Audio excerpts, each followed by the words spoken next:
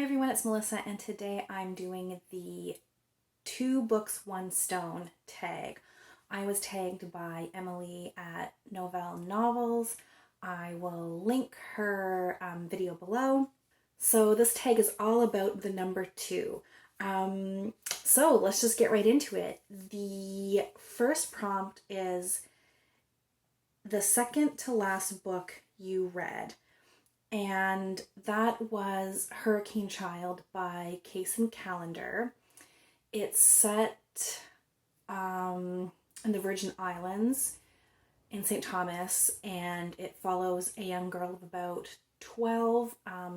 She lives with her father on a small little island just off the coast. Her mother left the family like a year or two before the time that the book is set, and it's about her dealing with the feelings of abandonment from her mother, and also friendship and bullying, I guess more so, at school. She doesn't really fit in. She experiences a lot of colorism as she is very dark-skinned, and the book really revolves around her trying to develop and nurture her first ever true friendship. And it's also about her trying desperately to find out where her mother is and to go get her mother. And I didn't mention, I don't think, that this is a middle grade book, but I thought it was a really solid story that really delved into the complicated feelings you have when you're let down and abandoned by those who are supposed to love you. So I would recommend it. The next prompt is the second book from the top of your TBR. I'll just bring you. So I keep my kind of like TBR pile in my bedroom on my dresser. So these are the books that I want to get to this month. What I'm currently reading sits on my bedside table, but second to top of my TBR pile is Legend by Marie Lu, and I'll link the video where I talk about my TBR for September. Okay, the next prompt is to list 2 2-star reads. So I've gone into my Goodreads, and I have a few 2-star reads, but I wanted to pull out a couple of 2-star reads that have pretty high ratings because I think that's more interesting. So I found 2 books that I gave 2 stars to that have like a little over a 4-star rating. And both of them were books that I thought I would really, really enjoy, so they kind of surprised me. But one of them was Testament of Youth, and this is a memoir. I forget the author's name now, Vera something, I think. But it's her memoir of being a nurse during the war. Which war? The First World War? I can't even remember. It just didn't pull me in. I love memoirs, and I thought specifically that memoir of someone who, and I think like her fiance dies, and then basically like in the war, and then she wants to like make herself useful, and she goes into nursing and becomes a nurse, and by all accounts it should have been very interesting, but I found it quite dull, so I gave that 2 stars. And the other 2-star read that has like a 4 or something on Goodreads is Slaughterhouse-Five, which is like literary science fiction, I guess, if there is such a term. This might be something I have to reread because I don't think I got it. It's told in a non-linear fashion, and I can't even really give you a good synopsis of this book because I understood it so poorly, I think. But the main character was in again, the war, I don't even know what war. I think this one was the Second World War, maybe. I can't remember, but this like ex-soldier is being bounced around in time. So like he'll be in present day, but then all of a sudden he'll be back in the war. And like I was confused whether like is this flashbacks? Is he really being moved around in time? Because he seems to feel that he's like legitimately being moved around in time. And yeah, I was very confused. The next prompt is 2 great books by the same author. And I think for this, I really want to shout out my 2 favorite books in the Anne of Green Gables series. So I really love Ella Montgomery. I think she was just an absolutely beautiful writer.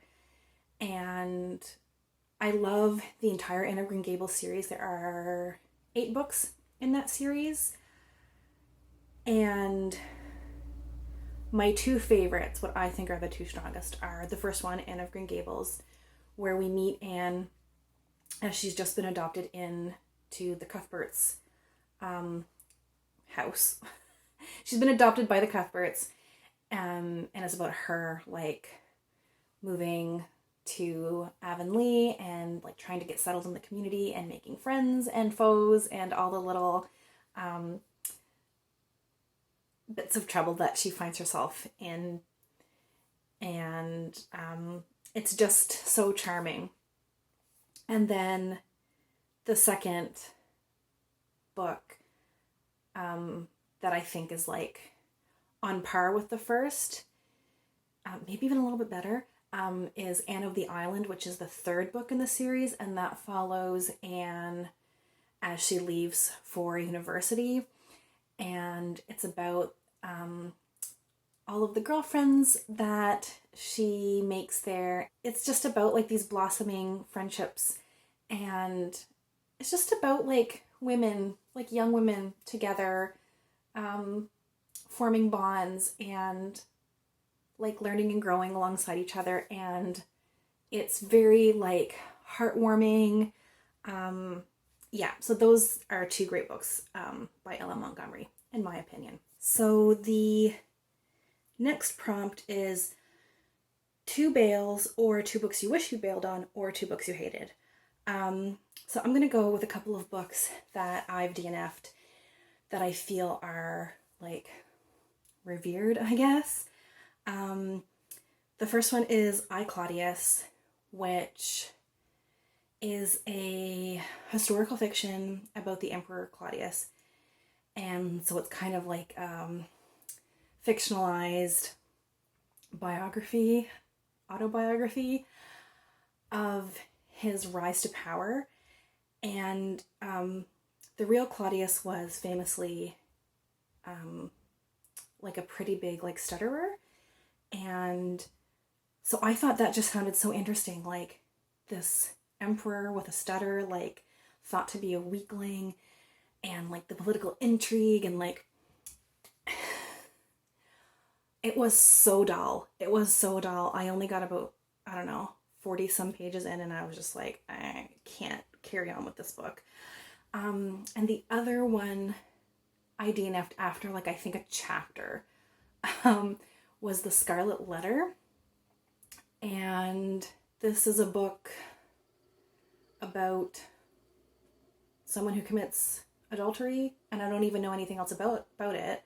All I knew was that it was really famous, so I picked it up.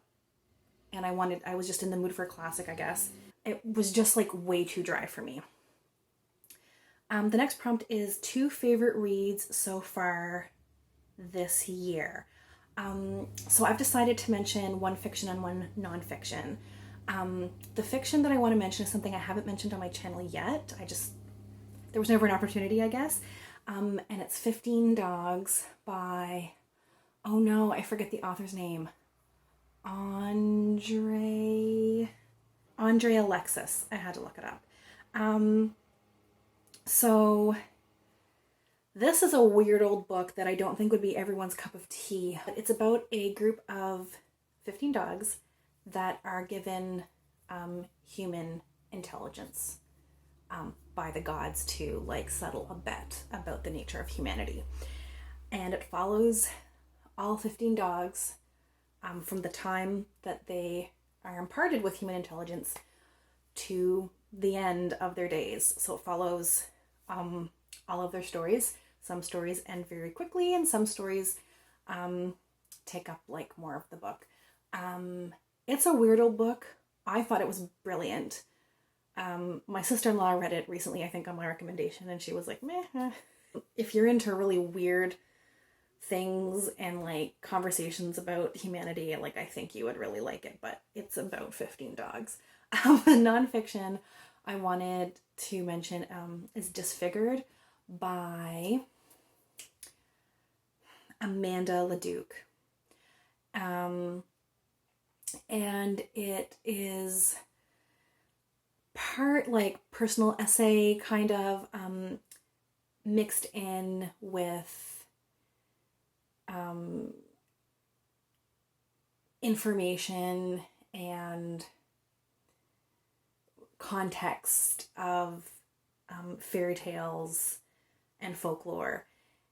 So it really looks at how disfigurement and disability is handled in fairy tales, like traditionally, and how that carries over into storytelling now, and how people with disfigurement and disability are portrayed in like modern media. And I thought it was so interesting, so engaging, and it's one of those nonfictions that I just feel like I learned so much reading it. So that's one of my favorite nonfictions I've read this year. The next prompt is 2 new favorite booktubers.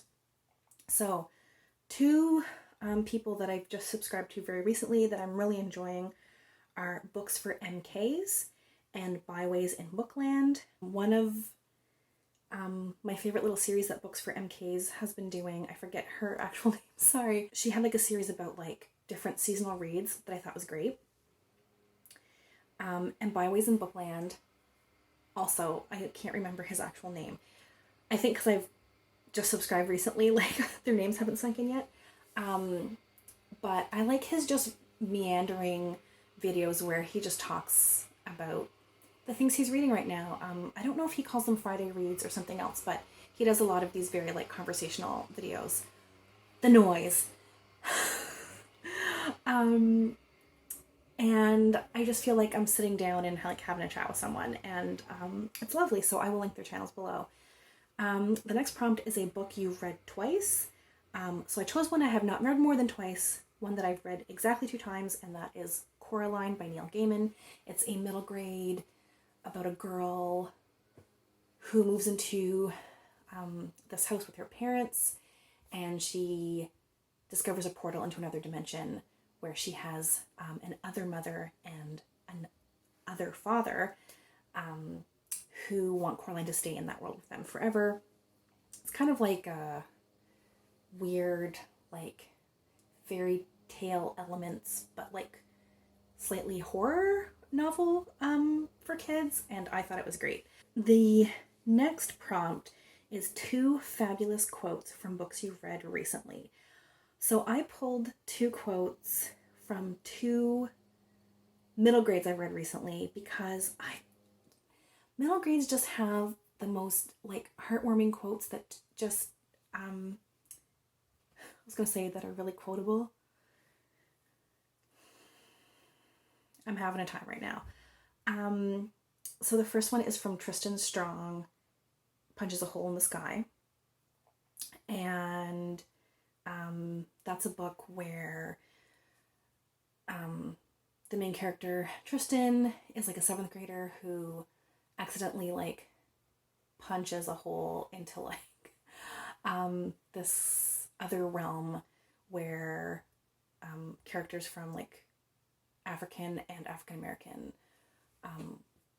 folklore and mythology exist, and he's processing the recent death of his best friend. And the quote is about grief. Can't live your life with grief whispering in your ear, pulling you this way and that, but you can't shove it in a drawer deep inside yourself neither. No, you gotta sit grief down and talk to it, listen to it, come to terms with it. Pain is the body's way of saying it's healing, so you've got to let it heal. And I just thought that was a really nice message and a really accessible but thought-provoking way to talk about grief for children. And the other one is from Brown Girl Dreaming, which is a middle grade told in verse, and it's basically the author Jacqueline, I can't remember, Woodson? She's super famous, I forget her name now, but it's like basically her memoir told in verse,